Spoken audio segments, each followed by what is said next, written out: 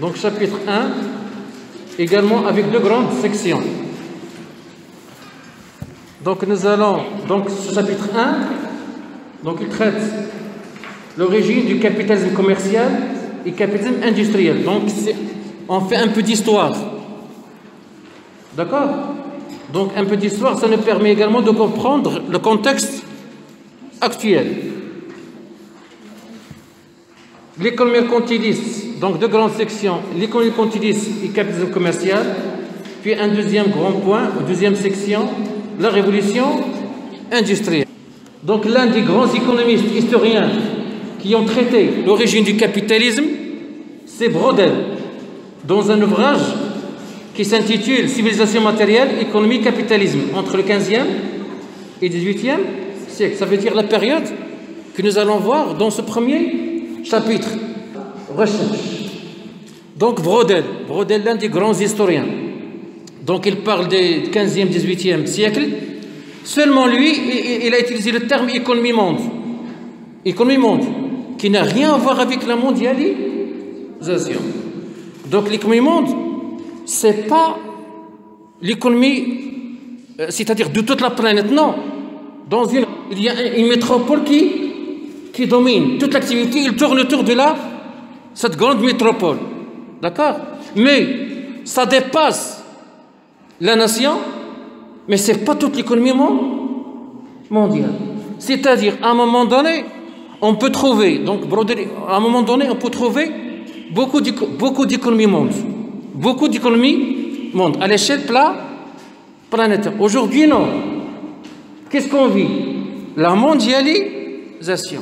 Une seule économie mondiale. Donc, il n'a rien à voir avec l'économie monde de Brodel. Je passe. Donc, la période que nous allons, c'est-à-dire qui concerne cette section-là, c'est que vous avez vu ça rapidement en première année, la période de l'école mercantiliste, qu'on appelle l'économie mercantiliste. D'accord? Si les mercantilistes, ils ont traité l'économie et ils ont répondu à la question comment s'enrichir, d'accord? Normalement, ils ont posé cette question-là, mais dans le cadre d'un système. Quel était ce système-là? Le capitalisme commercial. Donc tout ce qu'ils ont dit, les mercantilistes, tout leur développement, ça concerne la période du 15e, 16e, 17e siècle, surtout en Europe. D'accord? La période qui concerne, c'est-à-dire qu'il y avait la naissance et l'expansion du mercantilisme commercial ou du capitalisme commercial. Vous l'avez déjà vu que l'une des principales nouveautés du mercantilisme, c'était quoi? D'abord, ce sont eux les premiers qui ont défini l'économie politique. C'est quoi l'économie politique? C'est la science de la richesse. Avant Adam Smith. Donc, à quel moment on s'est intéressé à la richesse? À partir du 15e, 16e siècle. Parce que le monde, à l'époque, qu'est-ce qu'il vivait? Une transformation globale à tous les niveaux. Culturel, politique, économique, religieuse. D'accord? Parce qu'avant, l'Église prédominait, mais à partir du 15e siècle, à partir de la fin du Moyen-Âge. Donc, qu'est-ce qui sépare l'économie mercantiliste des siècles précédents? C'est le 15e siècle. Avant, durant le Moyen-Âge, du 5e jusqu'au 15e siècle, on ne cherchait pas à s'enrichir dans le monde occidental. L'enrichissement ne disait rien. Donc, la première fois dans l'histoire où les économistes ont posé cette grande question et ont essayé de répondre à cette question, c'est à partir du 15e siècle, 16e, avec les mercantilistes. C'est quoi la richesse? Et comment est-ce qu'il est possible de s'enrichir? La réponse, c'est comment? Il faut adopter un système. Quel système? Capitalisme commercial. Donc le capitalisme commercial, il répond à cette grande question. Il ne peut pas répondre à d'autres questions. Il ne répond jamais à la question comment ne pas s'enrichir ou comment s'appauvrir. Non. Il répond à cette question-là. Comment s'enrichir? Et surtout pas l'individu, la nation. Comment la nation est-il capable de s'enrichir? Cette grande question, qu'est-ce qu'elle est devenue? La question numéro 1 en économie. Et ça a donné naissance à quoi? À la science économique. Cette grande question n'existait pas avant le XVe siècle. Pourquoi? Parce qu'il n'y avait pas un vrai système dont le but principal, c'était la recherche de l'enrichissement. D'accord? Donc les pays européens, les nations européennes, à partir du 15e, les pays européens, les nations européennes, à partir du 15e, 6e siècle, ils ont cherché à répondre à cette question. Et c'est la réponse à cette question qui a permis l'expansion du capitalisme, la naissance et l'expansion du capitalisme commercial et mercantiliste. Donc vous avez déjà vu ça en première année. Quelle est la réponse? La réponse à votre avis, vous l'avez vu. Grâce au commerce international. C'était l'idée principale des mercantilistes.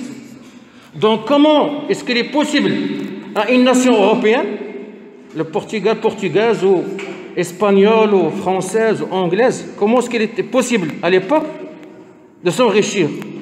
Comment? En développant le commerce international,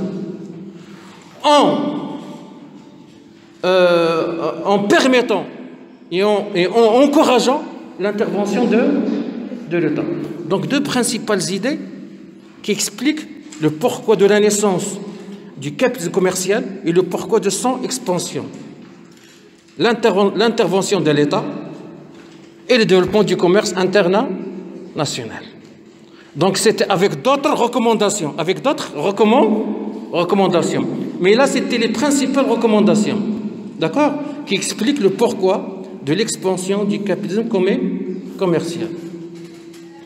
C'est quoi la révolution industrielle? Donc lorsqu'on dit commercial, sur le plan pensée économique, ça correspond à quelle pensée? À quelle période? La période des mercantilistes.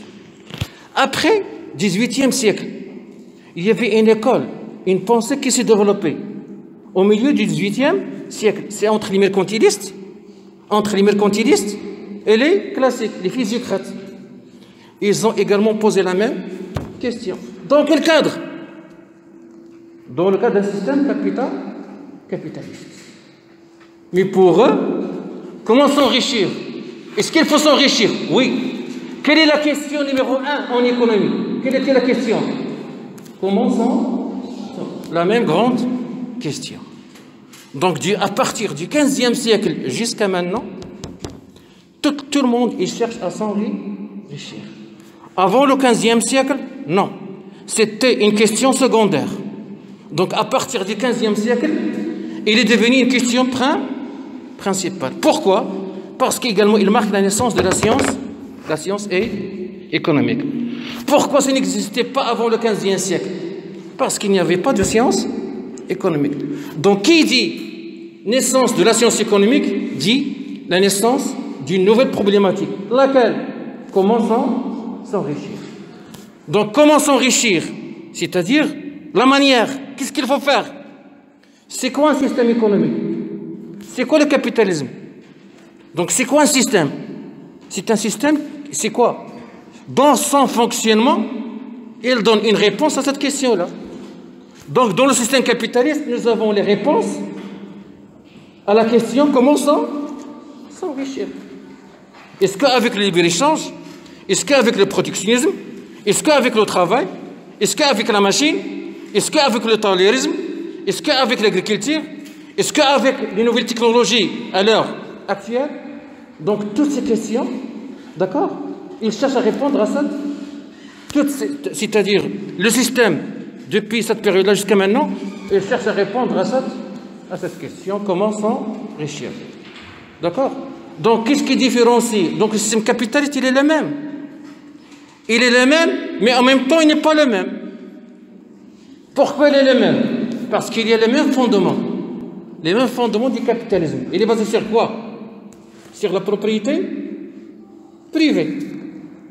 C'est le capitalisme, soit au XVIe siècle, soit au XXIe siècle. Quoi encore? La concurrence. Depuis toujours, le capitalisme, c'est la concurrence. D'accord? Mais il est le même par les principes, mais il n'est pas le même parce qu'à chaque fois, il y a des contextes qui sont nouveaux, mais dans le cadre du même système. Comme aujourd'hui, comment est-ce qu'il est possible, c'est-à-dire pour une nation, pour qu'elle s'enrichisse, qu'est-ce qu'il doit faire? Il est obligé d'intégrer l'économie mondiale. Il est obligé d'ouvrir ses frontières. Il est obligé de faire partie, d'accord, de cette économie qu'on appelle l'économie mondiale. Donc toutes les économies qui sont en dehors, si jamais il existe de l'économie mondiale, ils ne peuvent pas s'enrichir.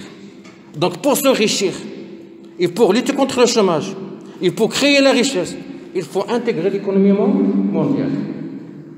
C'est quoi intégrer l'économie mondiale? C'est quoi intégrer l'économie mondiale? C'est l'Afrique. Par exemple, le Maroc aujourd'hui, ces dernières années, il intègre de plus en plus l'économie africaine. Donc intégrer l'économie africaine, d'accord, c'est intégrer l'économie mondiale. Il n'y a pas que le Maroc, la Chine, le Japon. Donc il y a dans les deux sens. L'Afrique a besoin de l'Europe, l'Afrique a besoin de la Chine, mais la Chine a besoin de l'Afrique. La Chine est un pays riche, le Japon est un pays riche, mais ils ne peuvent pas continuer dans la richesse à s'enrichir si ils n'intègrent pas l'Afrique. L'Afrique, il est à la recherche du développement, il est à la recherche de l'enrichissement, mais il ne peut pas le faire si il ne développe pas ses relations avec le Japon, avec la Chine. Ce qui est vrai pour le Japon est vrai pour la Chine, est vrai pour le Brésil, est vrai pour le Canada, est vrai pour tous les pays. Donc nous vivons l'ère, quelle ère? L'ère de l'ouverture sur le reste du monde. Par contre, il y a, c'est-à-dire que, donc je répète, ce sont les principes, par exemple, après la grande crise de 29, la grande crise de 1929, et juste après la Deuxième Guerre mondiale, quelle était la solution dans le cas d'un système capitaliste pour s'enrichir? C'était quoi la solution? L'intervention de l'État. Mais dans quel cadre? Pas dans le cadre d'un système socialiste, non, mais dans le cadre d'un système capitaliste. Avec la mondialisation, on cherche moins d'État. C'est-à-dire depuis les années 80 jusqu'à aujourd'hui. Mais depuis la crise de 29 jusqu'aux années 80, on a cherché à s'enrichir, mais comment? Avec intervention massive de l'État. L'État existe, même maintenant, mais l'intervention elle est moins massive, d'accord? Mais entre les années 50, les années 60, les années 70, il y avait une intervention massive de l'État. C'est ce qu'on appelle, cette période-là, on l'appelle quoi? On l'appelle la période des 30 glorieuses. La période des 30 glorieuses. C'est-à-dire les années 50, 60 et début 70. C'est quoi 30 glorieuses? Ça veut dire que le monde occidental et le monde capitaliste, qu'est-ce qu'il a connu? Une croissance exceptionnelle. Une croissance exponentielle. Vous avez fait les mathématiques. Ça veut dire quoi une croissance exponentielle? Très rapide. Le monde il a atteint l'apogée de la croissance. Mais grâce à quel outil? L'intervention de l'État. C'est-à-dire ce qu'on appelle le keynésianisme. Donc à chaque période, depuis le XVIe siècle, il y a instauration du système capitaliste. Aujourd'hui, il prédomine, mais à chaque période, il y a une forme qui permet aux nations de lutter et de limiter les problèmes économiques, la société, mais également de s'enrichir. D'accord? Donc, revenons au système mercantiliste. Donc, vous voyez, à chaque fois, on donne le nom d'un économiste. 16e siècle, 17e, 16e, 17e, 18e, les mercantilistes, Montchrétien, Jean Baudin, etc. D'accord? Donc ils ont défendu quelle thèse? La thèse mercantiliste selon laquelle, pour s'enrichir ou pour enrichir une nation, il faut adopter au moins deux choses. L'État, intervention massive de l'État. Et deuxièmement, encourager le commerce international. Après, avant la révolution industrielle, un deuxième mouvement, lequel? Les physiocrates. La même question, mais pas la même réponse. Comment s'enrichir? La réponse, c'est quoi? Développer, pas le commerce surtout, développer l'activité agricole, la production agricole. Juste après, fin 18e siècle, jusqu'au milieu du 19e siècle, la naissance de l'école classique, Adam Smith, Ricardo, etc. La même question, comment s'enrichir? Donc ça veut dire quoi ça? Du 16e siècle jusqu'au 18e, jusqu'au 19e, 4 siècles. C'est le même système. Quel système? Qui recommande l'enrichissement. Le système pour lequel l'objectif numéro 1, c'est chercher l'enrichissement. On n'est plus avant le 15e siècle. La même grande question. Ça veut dire que les mercantilistes, les physiocrates, les classiques, ils étaient en train de traiter les problèmes de la même science. Laquelle? La science pour laquelle l'objectif numéro 1, c'est comment s'enrichir. Donc pour les classiques, fin 18e siècle, première moitié 19e siècle, la réponse c'est quoi? L'activité industrielle. Quoi encore? Le libre-échange. Donc on est passé du 16e jusqu'au 19e. C'est le même système, mais un système qui évolue. Commercial, financier, puis il devient industriel. Puisqu'il est devenu industriel, et puisque l'objectif est le même, comment s'enrichir? Bien sûr, on va intégrer l'industrie comme un moyen pour l'enrichissement. C'est pour ça qu'on parle de la révolution industrielle. C'est quoi cette révolution? C'est quoi la révolution industrielle? C'est la grande usine. La très grande usine. La très grande machine. D'accord? La très grande usine et la très grande machine. Ça veut dire quoi la très grande usine? La très grande machine? Ça veut dire la création de l'emploi. Beaucoup de main-d'œuvre. D'accord? Beaucoup de main-d'œuvre. Donc c'est un système qui utilise la force humaine, la main-d'œuvre, les ouvriers, mais également utilise la grande machine. Pourquoi? Pour créer la grande richesse. On est allé loin. On a même cherché, avec Adam Smith, Ricardo, à innover au niveau du même système. Parce que c'est un système qui nous permet de s'enrichir avec la grande machine, avec le grand nombre d'ouvriers, mais également qui nous permet de s'enrichir avec la manière, avec l'organisation du travail. C'est ce que vous êtes en train, ce que vous avez étudié en première année, le management, l'organisation des entreprises. Exemple, le taylorisme. C'est quoi le taylorisme? Ça n'existait pas avant Taylor. C'est une forme de travail technique qui s'est développée avec quoi? Avec le développement de la grande machine. On ne pouvait pas parler de taylorisme comme forme d'organisation avant le 17e, avant le 18e siècle. Donc pour parler de taylorisme comme un moyen qui permet de créer plus de richesses, il faut qu'il y ait la grande industrie. Donc qu'est-ce qu'il faut? Il faut qu'il y ait une révolution industrielle. La révolution industrielle, elle a été à l'origine de quoi? D'une révolution au niveau de l'organisation du travail. Tout a commencé avec Taylor. On est passé de Taylorisme vers quoi? Vers le Fordisme. Puis après le XXe siècle, du Fordisme vers le Taylorisme.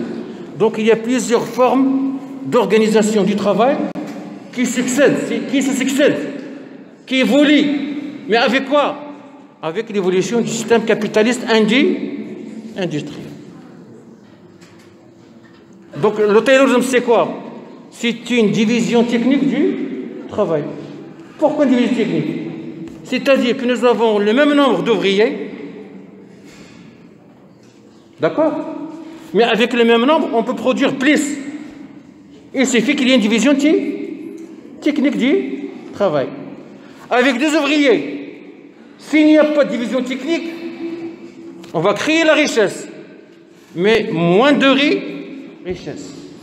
Si on introduit cette nouvelle forme d'organisation de travail, le taylorisme, on n'est pas obligé d'augmenter le nombre d'ouvriers avec les mêmes ouvriers, mais à condition que chacun utilise une seule tâche, on va créer plus de richesse. C'est ça le capitalisme. Donc à chaque fois, avec l'évolution, à chaque fois, c'est un système qui crée ces moyens et ces outils pour créer plus de richesse. Marx, il parle de la plus-value relative, la plus-value absolue. C'est-à-dire que le capitaliste, pour exploiter l'ouvrier, qu'est-ce qu'il fait? Il a deux manières. Soit qu'il le fait, c'est la plus-value absolue. Il l'exploite en le faisant travailler 16 heures par jour. 24 heures, c'est pas possible. La limite, c'est 24 heures. C'est pas possible. Donc, il ne peut pas travailler 24 sur 24. 7 sur 7, non. S'il travaille 20 sur 24, c'est dans un système 1 sur 3. Ou 1 sur 2. D'accord? Ça veut dire le 1 tiers. Donc, supposons que l'ouvrier travaille tous les jours. Donc, comment on l'exploite? En le faisant travailler 16 heures par jour. 7 sur 7. On appelle ça quoi? La plus-value absolue. Normalement, aujourd'hui, le nombre normal de travail, c'est combien? 8 heures. 8 heures. Donc le capitaliste, il fait travailler l'ouvrier 16 heures pour créer plus de richesse. Il n'a pas d'autre moyen. Il a notre moyen, lequel? La plus-value relative.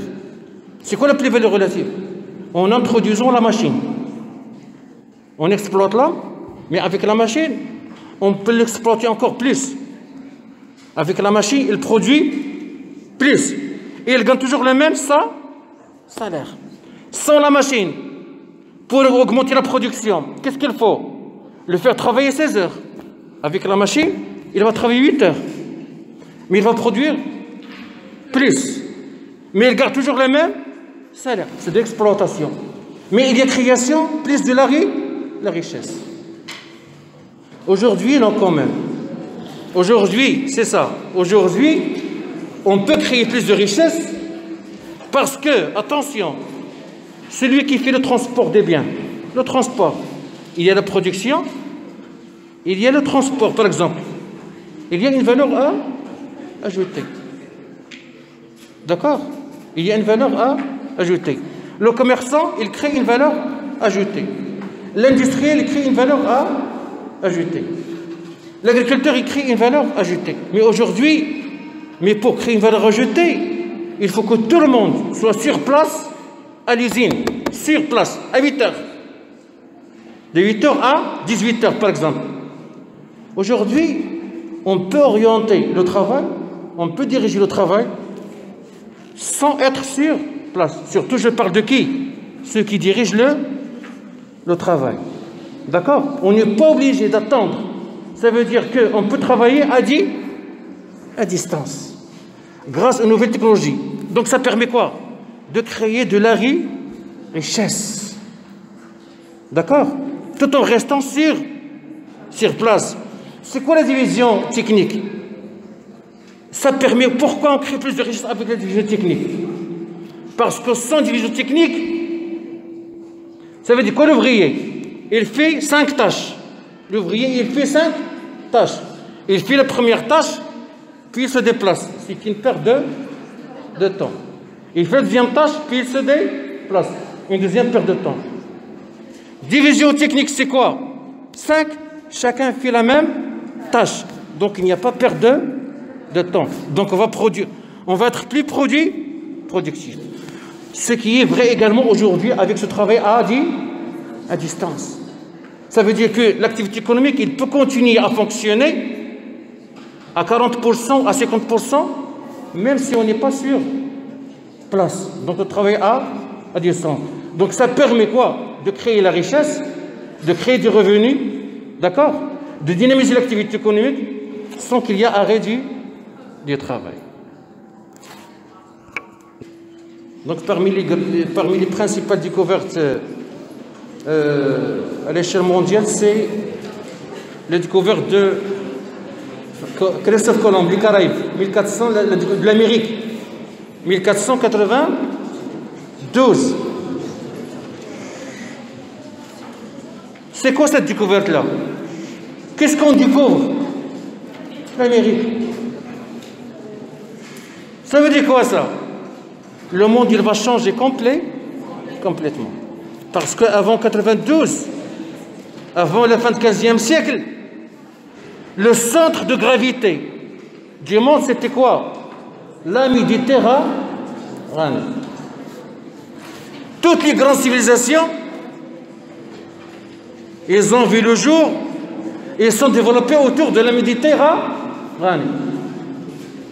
Pharaonique et le Moyen-Orient. Pharaonique, grec, romain, musulman, et même avant. Avec la découverte de l'Amérique, il va y avoir déplacement du centre de gravité.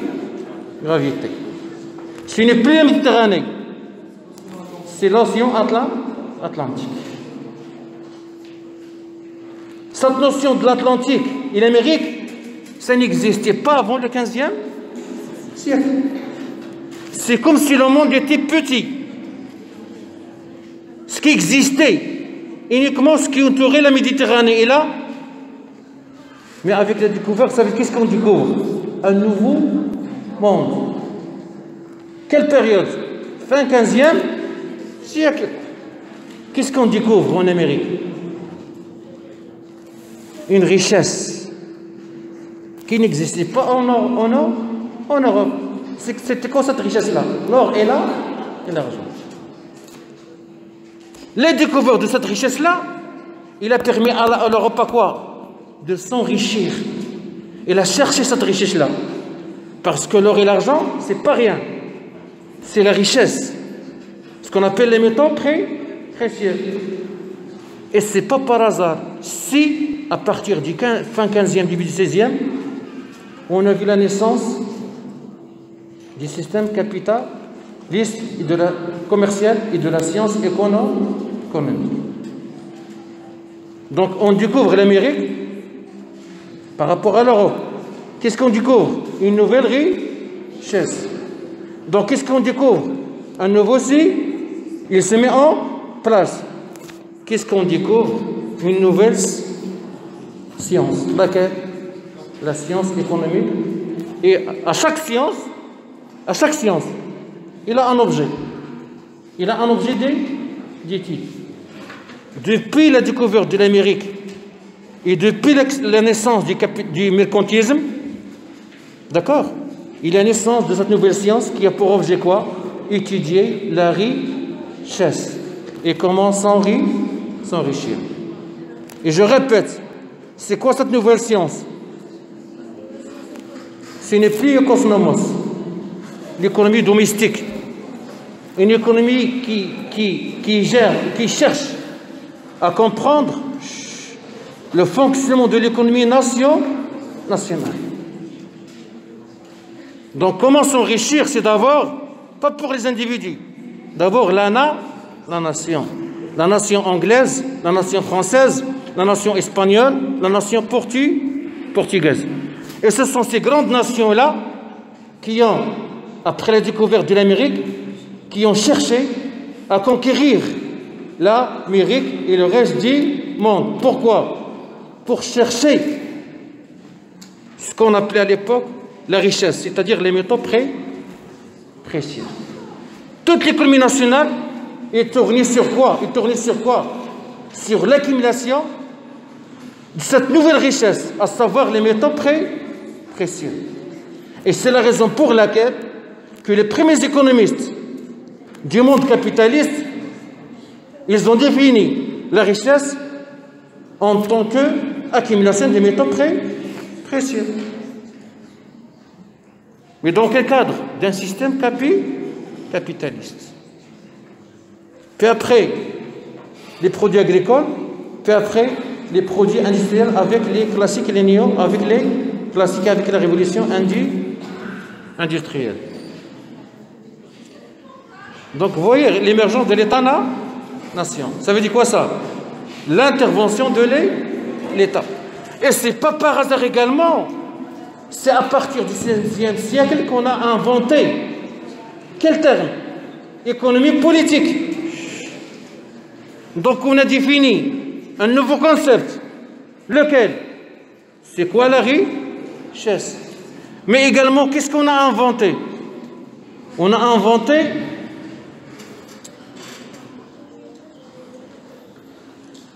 un nouveau concept, à savoir économie politique. Ça n'existait pas avant le XVIe siècle. Ça n'existait pas avant le XVIe siècle. En 1615, Jean Baudin, un économiste mercantiliste, il a inventé quoi? Le terme économie politique. Un économiste mercantiliste. Pourquoi économie politique? Économie, c'est quoi? C'est la richesse. Et c'est que politique? L'intervention de l'État. Il est compatible avec le contexte de l'époque.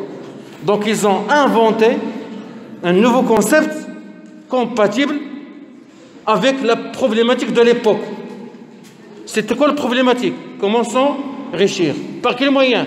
L'État il doit intervenir. Donc il fallait chercher le mot convenable, le concept convenable. Et on a inventé le terme économie politique. Je répète, c'est quoi économie? Qu'est-ce qu'il disait? C'est la richesse. La question numéro 1, c'est la richesse. Politique, c'est quoi?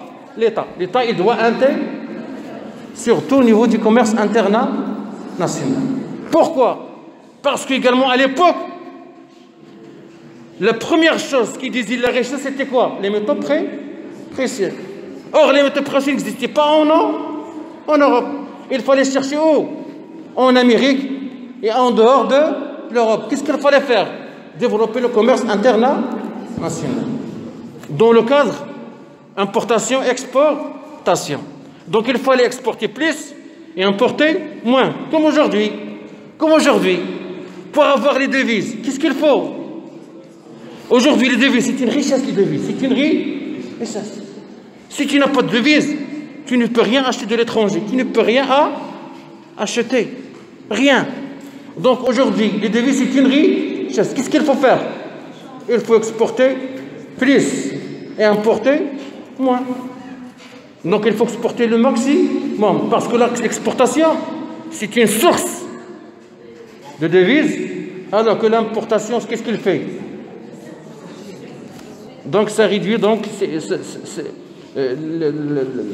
ça réduit la valeur la quantité de devises auprès de l'office de change. On ne peut pas ne pas importer. Mais il faut penser également à exporter le maximum.